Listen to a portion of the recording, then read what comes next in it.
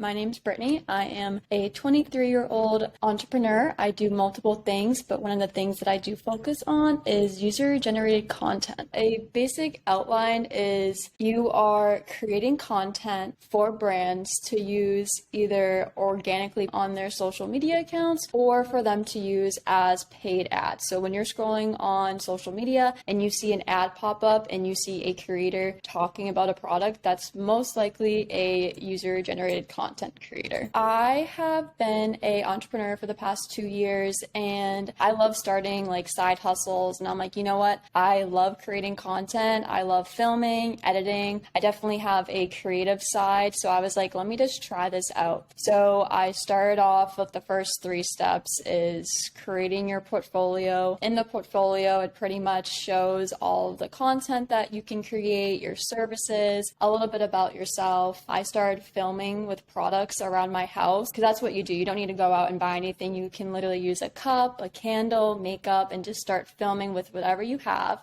And then once I put my portfolio together and liked the content that I made, I started reaching out to brands. It was definitely a learning curve. I was just doing free research on the internet, mainly TikTok videos. Like I would search up UGC tips or like UGC tricks. Another really big platform that I learned a lot of what I know now is from Twitter. I joined Twitter when I decided I wanted to do UGC, and there's so much like free knowledge on there, and that really helped me get to where I am today. But it was definitely a learning curve. It did take me about a couple months to really get on my feet and understand this is how you pitch to brands, this is how you create converting content. There's a couple different ways that creators can reach out to brands. One of the ways that I do is email pitching. So I'm scrolling on Instagram and I see a brand that I would really like to work with. I go on their website and I see if I can find an email that's either for influencing or PR or just like their general email, because they can always direct you to like their influencer email if they don't have it on their website. But I find an email, I pitch to the brand pretty much introducing myself, very small introduction, and then I provide a bunch of information on ways that I can help improve their brand, whether that be spreading brand awareness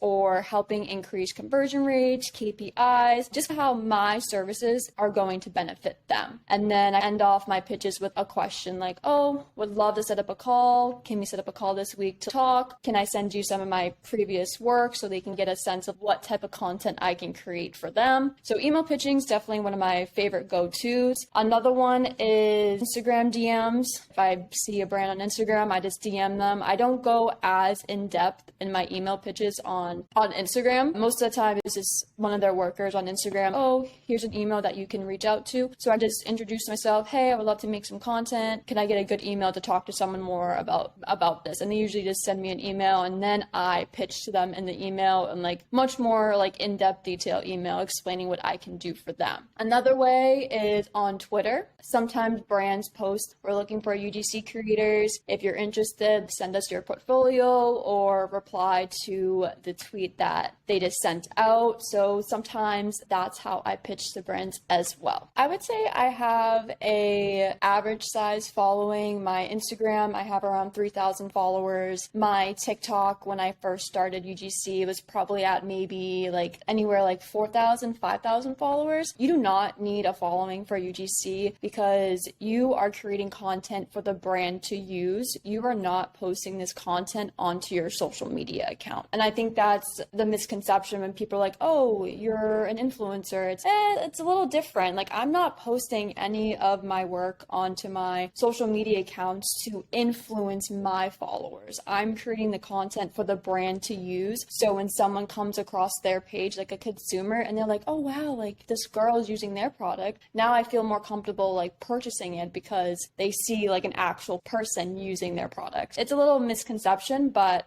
you do not need a following to become a UGC creator. The content that I create, it all depends on what the brand is looking for.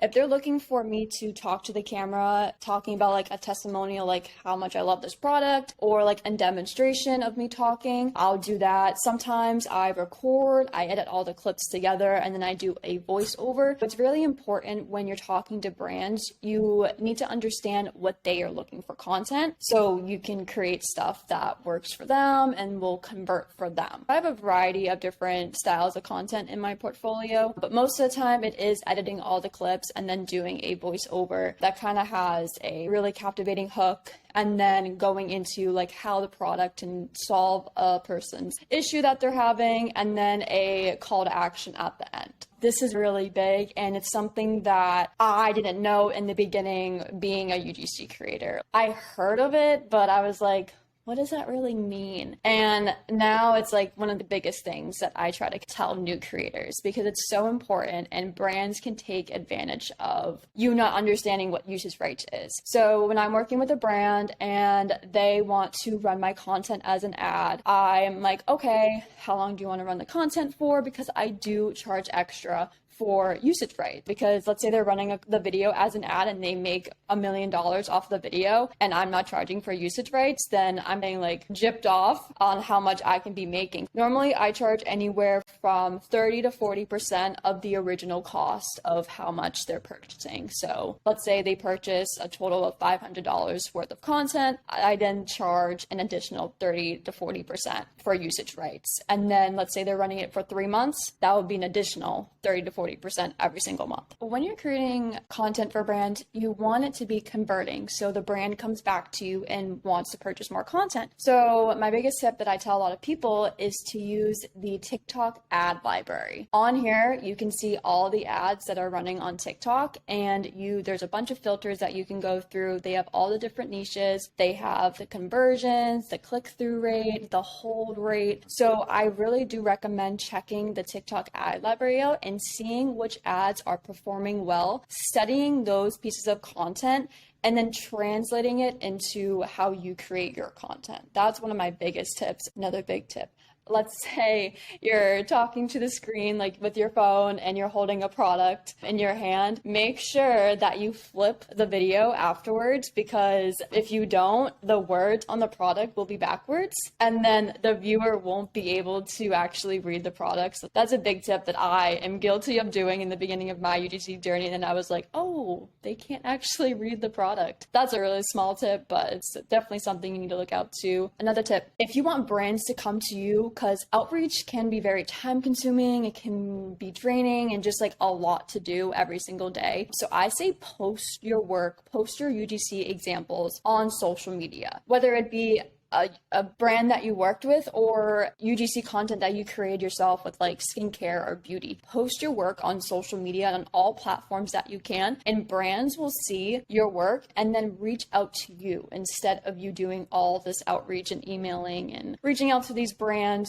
That's another really big tip, and a lot of people seem to struggle with. They're like, how are you getting inbounds? It's because I'm posting my work, and then brands obviously are doing their research trying to find creators, and since my work is out on the internet, that's how they contact me, and that's how we work out our deals. Beginning UGC creators, I highly recommend joining Twitter. There is such a huge community of other UGC creators on there that I have friends all over the world who are doing UGC, and it's just so supportive. And like I said, there's free knowledge on Twitter that you don't have to like purchase anything to learn how to do UGC. It's all out on the internet, and you're working for yourself. You're building a personal brand, and sometimes it can be challenging, and just having that backbone and that support of other creators who are doing the exact same thing as you can really help you not give up on being a UGC creator. It can really help push you and guide you to your overall goal of whatever that may be as a content creator. I am an entrepreneur. I do many things. I do create content full-time. So UGC is my full-time gig.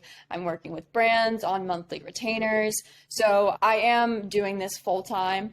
And a couple other things that I'm doing in the background to make money online, because there's so many different ways to make money online, is I was doing Amazon selling. I currently am building a second Etsy digital product store.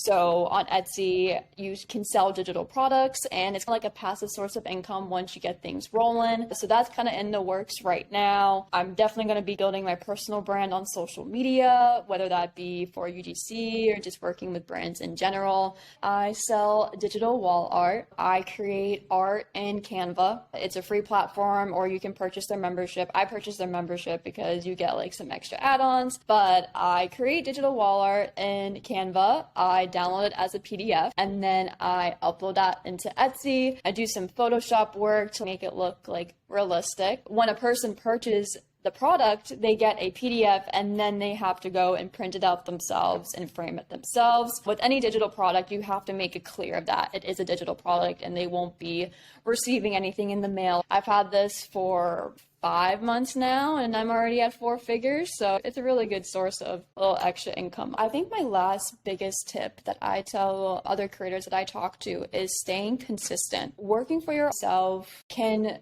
be very challenging sometimes, and you can get down on yourself, you can have negative thoughts, but if you really want to be a creator, UGC creator, or just your own business owner, it's all about staying consistent. 1% better every single day is what I tell my friends, people who are looking for advice. And I always say, look back at where you were a month ago, because you can accomplish so much in a month and it might feel like I haven't gotten anything done, but when you look back at it, you have accomplished so much in that month, as long as you're staying consistent with it, working at it every single day if you can, and just dedicating some of your time to trying to achieve your goals, whatever they may be. But staying consistent is key for this. The world is always changing, content creation is always changing. As long as you're interacting, you're always learning every single day, and you're staying consistent with it, you're going to be successful. I'm very active on Twitter. My Twitter handle is BritneyT_UGC. And then you can also reach out to me on TikTok as well. On both platforms, I do give out free knowledge about how to start your UGC journey. My TikTok account is BritneyUGC. You can reach out to me on either platform, and I would be happy to help anyone out with any UGC questions.